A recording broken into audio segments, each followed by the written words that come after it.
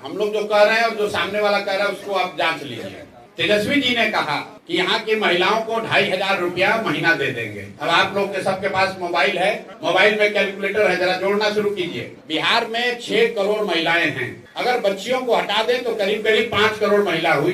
5 करोड़ महिला को अगर आप 2500 रुपया महीना देंगे तो टोटल बजट साल का आएगा 1,55,000 करोड़। बिहार का योजना बजट जो है वो 1 लाख करोड़ के आसपास का है। तो 1 लाख करोड़ का बजट है, उसमें 1.5 लाख करोड़ रुपया माई बहन योजना में दे देंगे। 200 यूनिट आप बिजली फ्री दे देंगे तो वो पैसा कहां से आएगा? उसके मुकाबले जन स्वराज क्या कह रहा है? जन स्वराज कह रहा है कि हम 10 बरस में बिहार में नई शिक्षा की स्थिति क्रिएट करेंगे और जब तक नई शिक्षा व्यवस्था नहीं बनेगी तब तक ये हर व्यक्ति को ये सुविधा होगी कि आप सरकारी विद्यालय अगर ठीक नहीं है, प्राइवेट में अपने बच्चे को भेजना चाहते हैं तो प्राइवेट स्कूल में भेजिए, फीस जो है वो सरकार भरेगी। क्यों कह रहे हैं? आप लोगों को लगता है कि सरकारी विद्यालय फ्री है। सरकारी विद्यालय फ्री नहीं है। सरकारी विद्यालय में बच्चों को पढ़ाने का खर्चा है 60,000 करोड़। तो हम लोग जो कह रहे हैं कि उन विद्यालयों में 60,000 करोड़ खर्चा करके अगर पढ़ाई नहीं हो रही है तो लोगों को ये अवसर दे दिया जाए कि आप तय करें कि आपका बच्चा सरकारी में पढ़ेगा कि प्राइवेट में, और अगर प्राइवेट में पढ़ेगा तो उसका फीस सरकार भरेगी। राइट टू एजुकेशन कानून में लिखा हुआ है कि अगर सरकारी स्कूल उपलब्ध नहीं है या वहां पढ़ाई नहीं हो रही है तो सरकार की ये जिम्मेवारी है कि प्राइवेट स्कूल में भी बच्चों को भेजा जाए।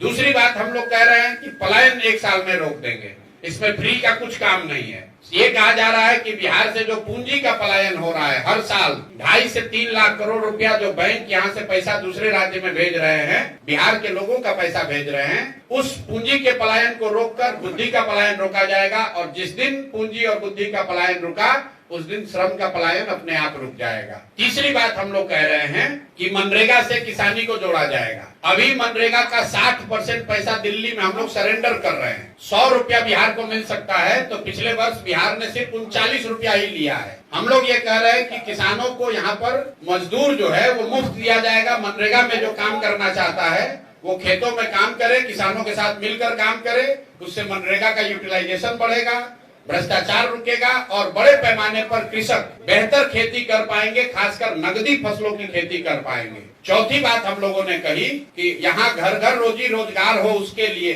4% के ब्याज पर सरकारी गारंटी पर लोन मिलेगा।